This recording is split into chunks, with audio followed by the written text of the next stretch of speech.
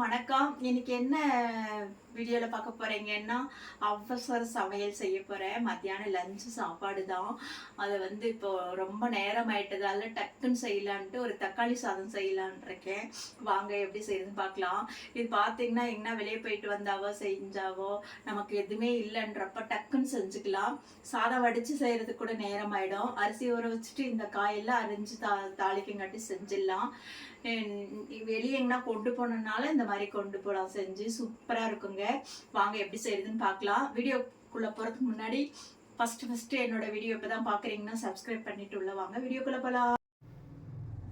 பாருங்க, தக்காளி சாதத்துக்கு நான் பார்த்தீங்கன்னா எல்லாம் எடுத்து வச்சிருக்கேன். தக்காளி பார்த்தீங்கன்னா 2 பழம் நல்லா பழமா அரிஞ்சு வச்சிருக்கேன். 2 வெங்காயம் அரிஞ்சு வச்சிருக்கேன். பெரிய வெங்காயம் தான். ஒரு பூண்டை இடுக்கல்ல வச்சு தட்டி வச்சிருக்கேன். கொஞ்சம் புதினா, கருவேப்பிலை, மல்லித்தழை. வாங்க தாளிச்சிடலாம். பாருங்க, எண்ணெய் விட்டுருக்கேன். குக்கர்ல கடுகு போட்டுக்கலாம். எண்ணெய் நல்லா காஞ்சிருச்சு.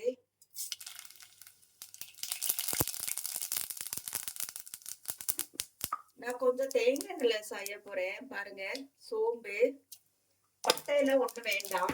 நான் தேங்காய் எண்ணெய் விட்டுருக்கேன். நசுக்கி வச்ச பூண்டு போட்டுக்கலாம்.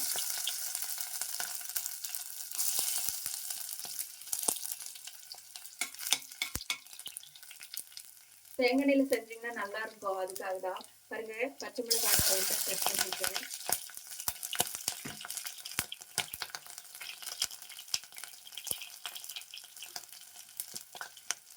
இப்போ ஆனியன் போட்டுக்கலாம்.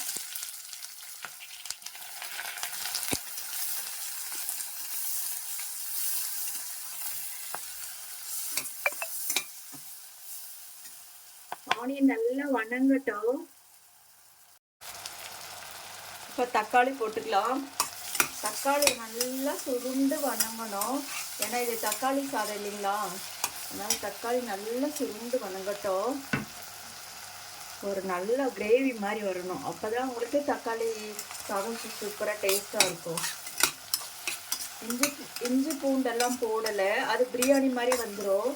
நான் தக்காளி சாதம் மாதிரி செய்கிறதால இந்த மாதிரி பண்ணுறேன். தக்காளி நல்லா வணங்கட்டும். இப்போ பார்த்தீங்கன்னா தக்காளி நல்லா வணங்கிட்டு இருக்கு. இப்போ நாம கொஞ்சம் எடுத்து வச்ச புதினாவை போட்டுடலாம். புதினா, மல்லித்தழை.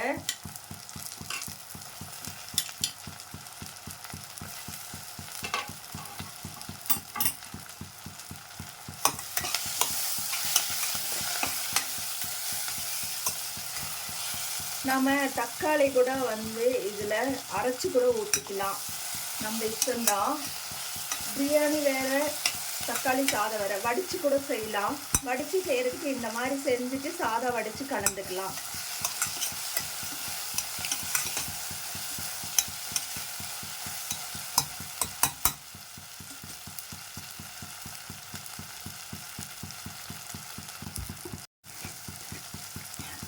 இப்போ மஞ்சள்தூள் போட்டுக்கலாம்.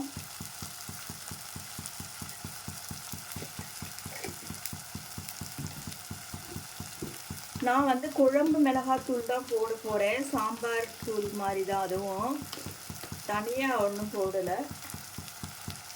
அவ்வளோதாங்க, ஒரே ஒரு ஸ்பூன் போட்டிருக்கேன். ஏன்னா நான் அரிசி கொஞ்சம் தான் போட்டிருக்கேன், அதனால். இப்போ இதை நல்லா வணக்கிட்டு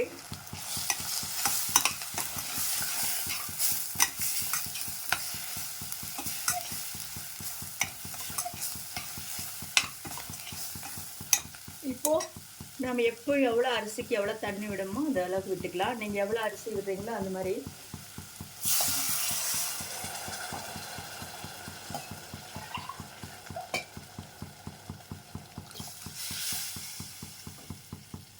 அவ்வளோதாங்க, தண்ணி கொதிக்கட்டும். கொதிச்சோடனே அரிசி போட்டுக்கலாம்.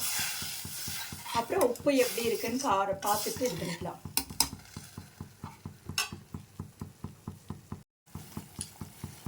இப்போ பாருங்க, தண்ணி நல்லா கொதிச்சிருச்சு. எடுத்து வச்ச அரிசி போட்டுக்கலாம். சாப்பாட்டு அரிசி தாங்க இது, சரிங்களா? இது பார்த்தீங்கன்னா அவசரத்துக்கு நம்ம எங்கன்னா போயிட்டு நேரம் இல்லை, டக்குன்னு செஞ்சிடலாம்.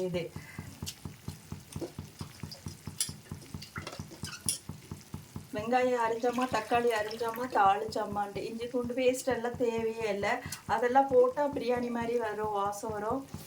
அதனால் அது வேறு டேஸ்ட் கொடுக்கும்.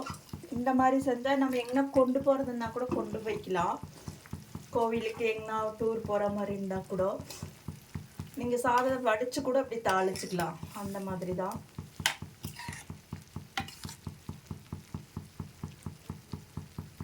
உப்பு கொஞ்சம் கம்மியாக இருக்குது, உப்பு போட்டுக்கலாம். கொஞ்சம் உப்பு போட்டுக்கிறேன்.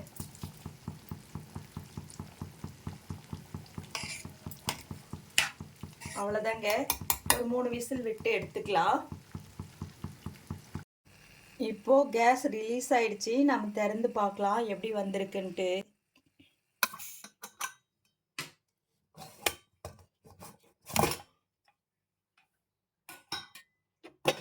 அருமையாக இருக்குது பாருங்க. சூப்பராக இருக்குது. சாப்பாடு நல்லா வெந்திருக்கு, பளபளன்னு இருக்கு. தக்காளி சாதம் பரிமாறிக்கலாம்.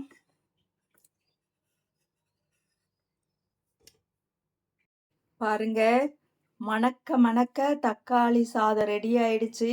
நான் தொட்டுக்கிறது பார்த்தீங்கன்னா கோவக்காவை வறுத்திருக்கேன். வேக வச்சு சும்மா மஞ்சத்தூள், மிளகாத்தூள், உப்பு போட்டு அப்படியே பெரட்டின மாதிரி எடுத்திருக்கேன் கோவக்காவை. தக்காளி பாருங்க, மணக்க மணக்க சூப்பராக இருக்குங்க. இது இந்த அரிசி, சாப்பாட்டு அரிசியில் தான் செய்யணும்னு அவசியம் இல்லை. சீரக சம்பா அந்த மாதிரி கூட செஞ்சுக்கலாம். பிரியாணி அரிசியில் கூட செஞ்சுக்கலாம். சூப்பராக இருக்குங்க. நீங்களும் இந்த மாதிரி செஞ்சு பார்த்துட்டு எப்படி இருக்குன்னு கமெண்ட் பண்ணுங்கள். இப்போ பார்த்துருப்பீங்க, சூப்பரான தக்காளி சாதம் செஞ்சுருக்கேன். கோவக்காவும் வறுத்துருக்கேன். நீங்கள் உருளைக்கிழங்கு எதுனாலும் செஞ்சுக்கலாம். ஒரு அப்பளம் இருந்தால் கூட போதுங்க.